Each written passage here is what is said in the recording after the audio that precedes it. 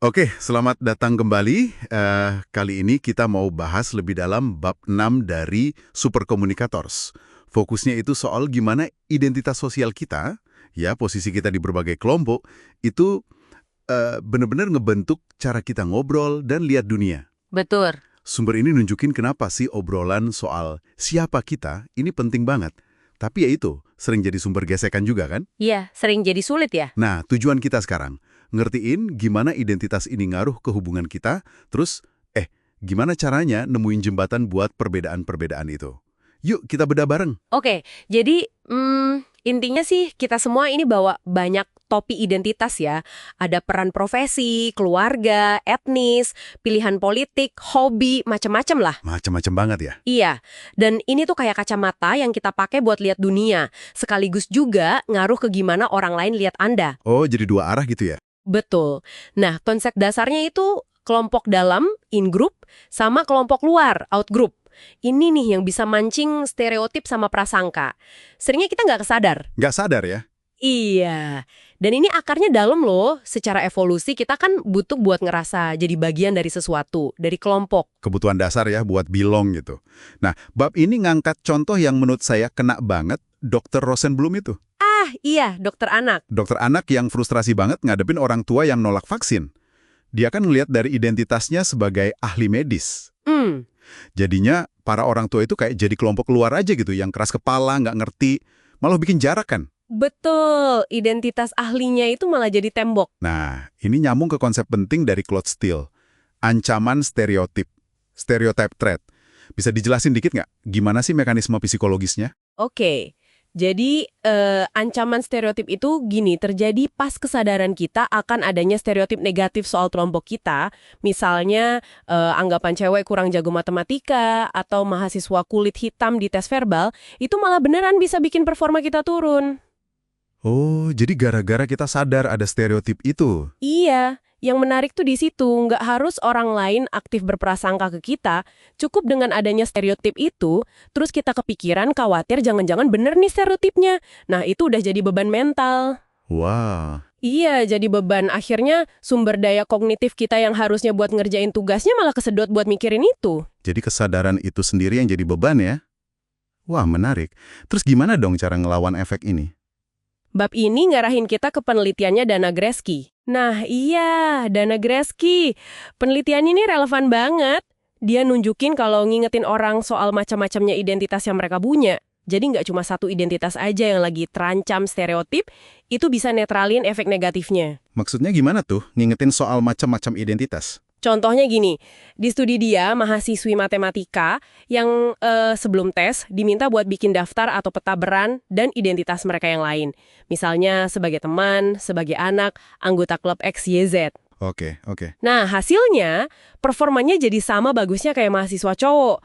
Jadi kayak bebannya itu ke distract atau ternetralisir gitu. Ah, masuk akal. Dr. Rosenblum tadi, dia nyoba nerapin ini ke dunia sendiri.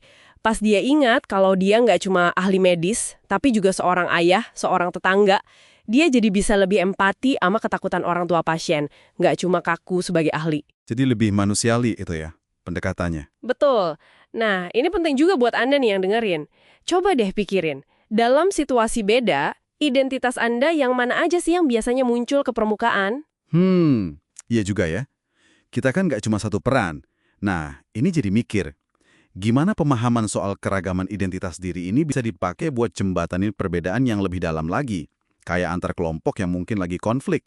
Contoh Liga Sepak Bola di Irak pasca ISIS di buku ini kayaknya kuat banget deh. Ya, itu ilustrasi bagus banget soal hipotesis kontak hypothesis yang diteliti Salma Moussa. Kuncinya itu ternyata nggak cuma asal ngumpulin orang dari kelompok beda, tapi gimana cara ngumpulinnya? Kondisinya ya? Tepat, ada 3 kondisi penting dari studi sepak bola itu.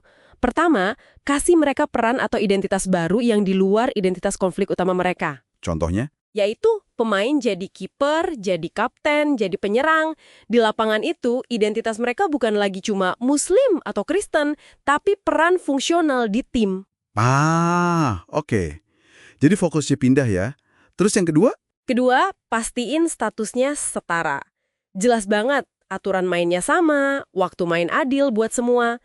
Nggak ada yang diposisikan lebih ahli atau lebih tinggi dari yang lain. Penting tuh kesetaraan. Banget!